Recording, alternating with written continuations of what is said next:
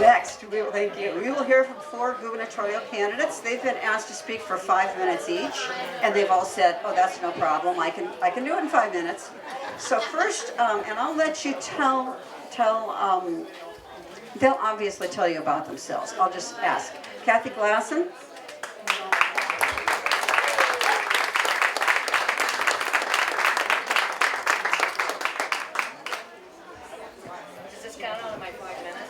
I was asking her if that count out of my 5 minutes. Good afternoon, everybody. Good afternoon, Story County Democrats. How you doing? Great. And I think we have some other Democrats from other counties here, if I'm not mistaken, because it's a big tent, right? I just want to tell you, I want to kick this off first by telling you a tale of 2 Iowas that I know about. There's the Iowa that Kim Reynolds, you know her, and Governor Branstad and the Republican legislature want us to believe, and that is that the economy is good. Unemployment rate is low. We're creating great jobs in our state for people. And then there's the true reality for the rest of Iowans in this state, where 381,000 Iowa households struggle to pay their basic expenses every single month. And then there's the real Iowa, where 2/3 of the jobs in our state pay less than $20 an hour.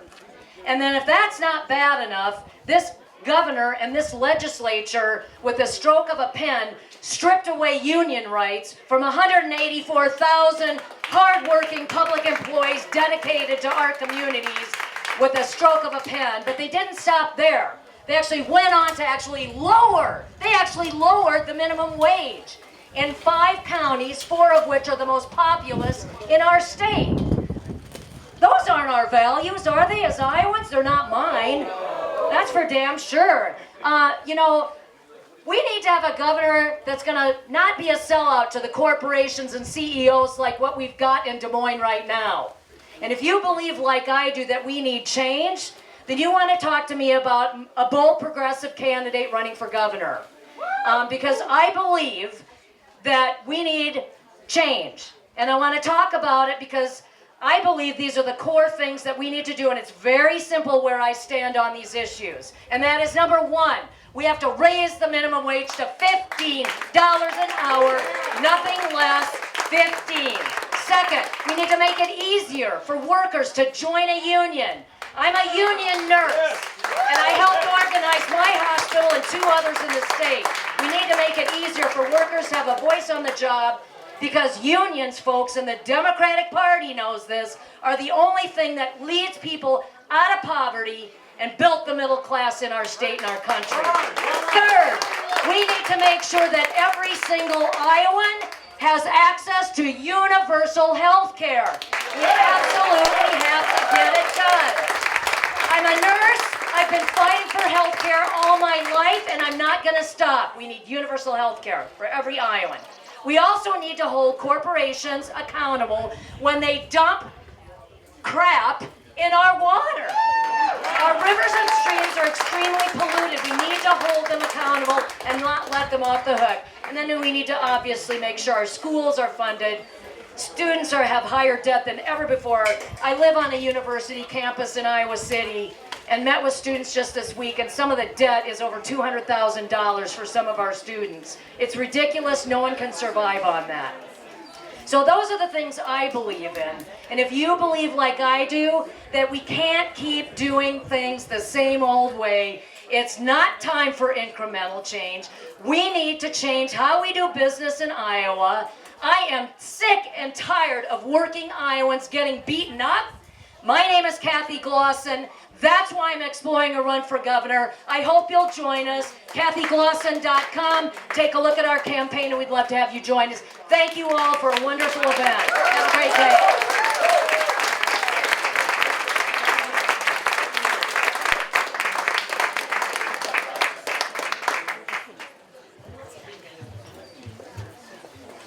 We're having fun, huh? And now we're going to hear from Andy Maguire.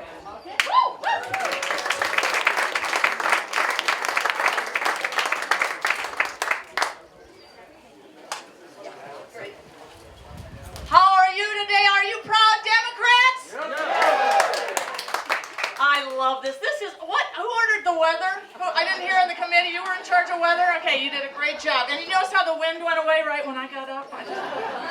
Well, thank you for having me here today. Thank you for being great Democrats. I've been around a lot of you a lot, so I just thank you for all your activism and the things you do. I'd like to tell a few of you about me that don't know me. I'm Andy Maguire, running for governor. I'm from Waterloo.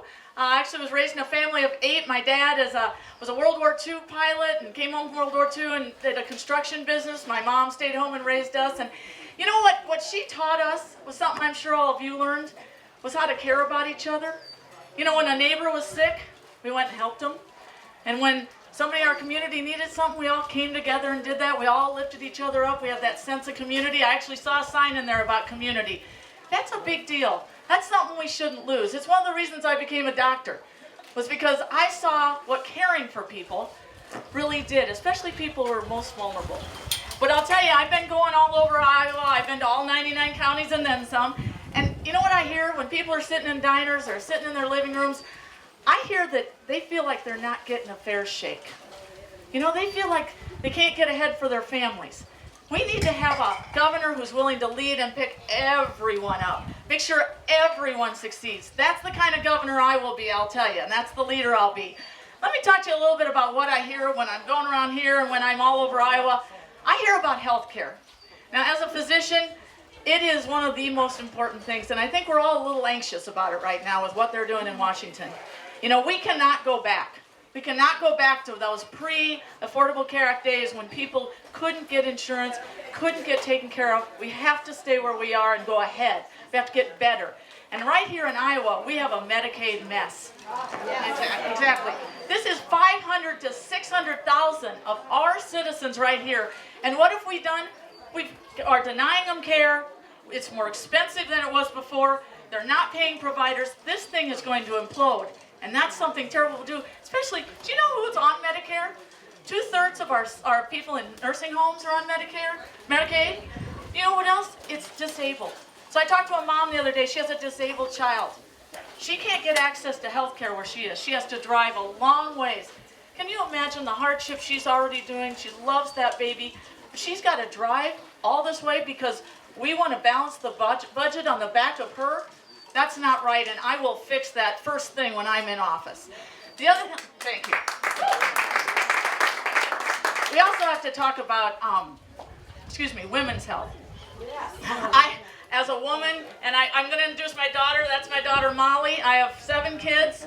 I got to tell you, the first day I'm there, I am going to restore funding to Planned Parenthood the very first day.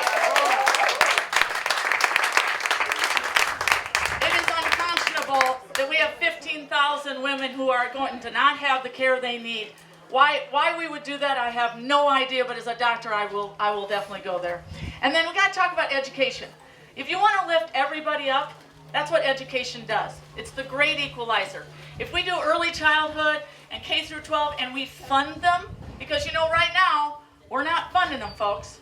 So if we fund those like we should, and we respect teachers like we should, are there any teachers in the audience? There you go. Can we give them a hand?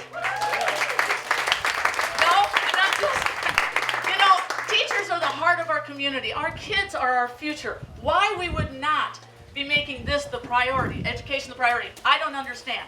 So I will make it a priority. I will make sure that every child gets a quality public education when I'm governor. We've got to make sure there's jobs all over Iowa. What we've done to put just a little bit over in one corner for a few jobs, we should be taking that money all over Iowa, to every corner of Iowa, making sure the small businesses and small manufacturers can get bigger. Those are jobs that'll stay in our communities and they'll be buying Little League t-shirts. That's what we need to be doing. We need to be having an economy all over. And then we need to talk about clean water, but I'd like to talk to it a little differently. I'd like to talk to it about it as an economic engine. What if we made products that helped us have clean water? And then we sell them. Let's sell them to Nebraska. Let's sell them to Indiana. That's how we could get clean water if we looked at it differently. Well, I want to thank you all for listening to me for a little bit. And I want to tell you, the reason I'm doing this is my kids, my grandkids, my community, your kids, your grandkids, your community. This is something that's a turning point, and we have got to turn it around and have the right priorities for the future. So I'd love you to join me. I'm Maguire for governor. Please, I'd love to have you on the team. Take care.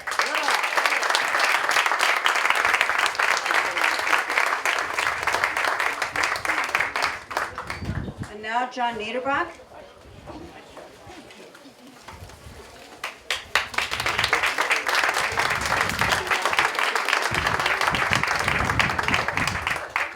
Linda was just asking me how you pronounce it. I was in Germany actually in October, so I tried to get folks to help me with that a little bit. They said Necebach. They said it a lot harsher than I possibly could try to. There are certain things in languages.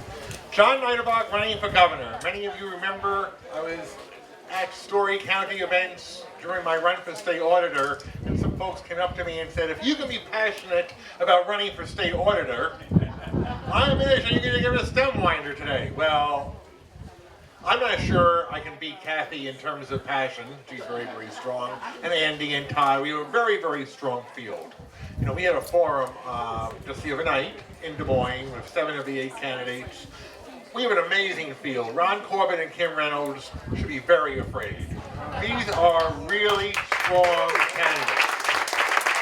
And I want to say the diversity of the backgrounds is just amazing. Many of you have a little bit of background, know about my background. Came to Iowa 43 years ago to attend Grinnell College, worked for a nonpartisan legislative services agency, Department of Human Services. Now I'm an attorney in private practice. Great-grandson of a pickle farmer in Queens, New York. Yes, I used to raise cucumbers in Queens until there was a blight and people moved to Michigan. But that's just a story. Anyway, frankly, you know, you always get asked when you go around, why are you running? I'm absolutely fed up with the fact that there are so many problems that are being ignored that we simply don't seem to have the political will and somewhat on both parties to solve. You know, we had the trifecta 10 years ago, and a lot of the same problems we're talking about now, we're talking about then. We need to clean up our water. We need to not be afraid to say the people who are polluting it need to pay to clean up our water. We need to clean up our politics. We need to say, get big money out of politics. Everybody agrees on these things, and yet we keep hearing all kinds of reasons why we can't do it. We need to make our taxes more progressive. You know, this is amazing. The lowest income folks pay an average, once you take sales tax and property tax and everything all figured in, of about 10%, 10.1%, while the upper income people pay 6%. Obviously, our tax system needs a thorough overhaul, not the way Kim Reynolds wants to do it, but a thorough overhaul from a progressive standpoint to make our tax system more progressive and make the folks who have the most capacity pay the most. There are so many issues, most of which, you know, a lot of the things that were done in 2017, there's not a Democratic candidate for governor who would say they don't want to overturn those things. We agree upon the vast majority of things. Where you see some disagreement, I love the Democratic Party platform. I think we need to put a moratorium on hog lots until we figure out how to make sure they don't pollute our water. I think we need to restore local siting authority for hog lots. I think we need to, quite honestly, this got a lot of press back when the platform came out, but I love the idea of legalizing cannabis and using the money to fund mental health and substance abuse treatment. We have people dying of opioids, but we don't have enough money to do treatment. Obviously, we do have enough money. Unfortunately, we're giving it away to the wrong people and corporate subsidies.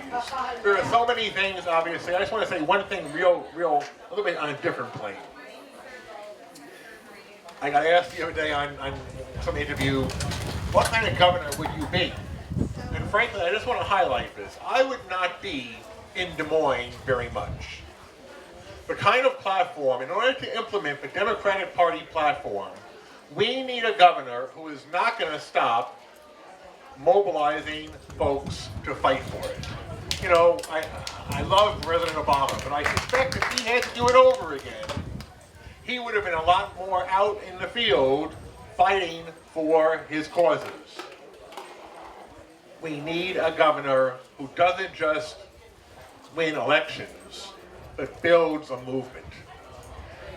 that is something that is core to what Paul Wellstone used to say and will be core to my governorship. JohnNeidebach.com. If you can't spell Neidebach, John, J-O-N, for Iowa. Do not put an extra I in there. Not Joni for Iowa. John, J-O-N, for Iowa. Thanks very much.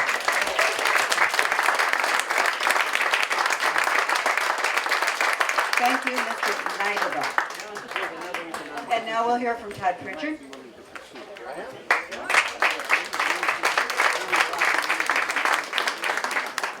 This is a beautiful day. I think Jan Bauer, I think you ordered up the weather wherever you are, Jan. Way to go. Big round of applause.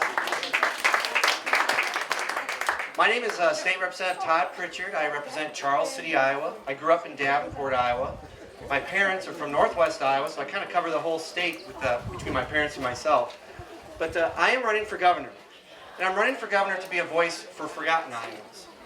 For those steel workers that I grew up with in Davenport, who can't get paid what they ought to be paid in the factory jobs in Davenport that are working for low wages. For the agricultural workers and factory workers in Charles City, Iowa, who are not getting good wages, are getting left behind by this economy, that are lacking access to health care and lacking access to opportunity for mental health. I'm working for the veterans that I served with in Iraq. They're being left behind by a mental health system that doesn't identify and doesn't treat their symptoms, and is leading to a high rate of veteran suicide in this state, and being left behind by a healthcare system that is leaving all Iowans behind, not just veterans. And that's why I'm running for governor, is to be a voice and a governor for all Iowans. Not urban Iowans, not just rural Iowans, but all Iowans. This last year, you can clap if you want, that's good. This last year was hard in the legislature on Iowans. This collective bargaining gut left Iowans behind. It took away the voice of teachers like my wife in the terms of their employment, in the terms of their benefits. It took away the voice of correctional officers for the safety in the prisons. It took away the voice of all public sector workers. And when you take away the voice of public sector workers, you depress wages and benefits for all workers, not just public, but also private workers. And that's why when I'm governor, I'm going to issue an executive order on day one to restore to the fullest extent possible with the authority of the governor's office, to restore collective bargaining rights for workers, public employee workers in this state. And then I'm going to work with the legislature, and hopefully it's a Democratic legislature, to restore Chapter 20. And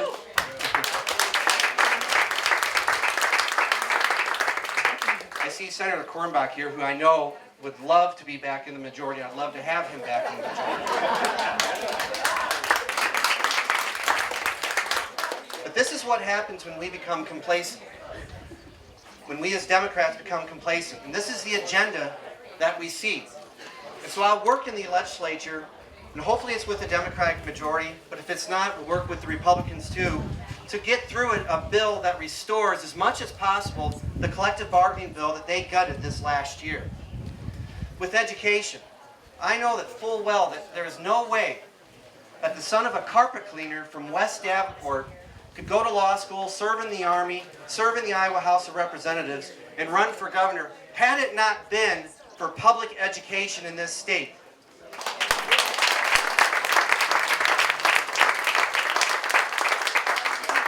We have known for about 160 years in Iowa that public education provides the access that all Iowans need, regardless of who your parents were or where you're from in this state or in this world, that public education provides that access to opportunities.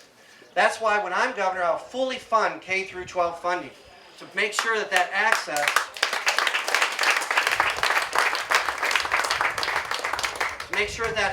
to opportunities is available for all Iowans.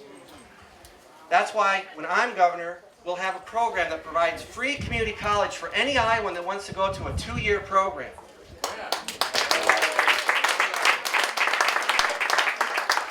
This isn't a pipe dream program. This isn't one of those pie-in-the-sky programs. This is an $8 million program annually in other neighboring states. Arkansas has an $8 million program to send everybody from Arkansas who wants to go to community college. Now, when we spend $8 million for Facebook in Altoona, to bring 10 new jobs to a facility that already exists, I think we can afford $8 million.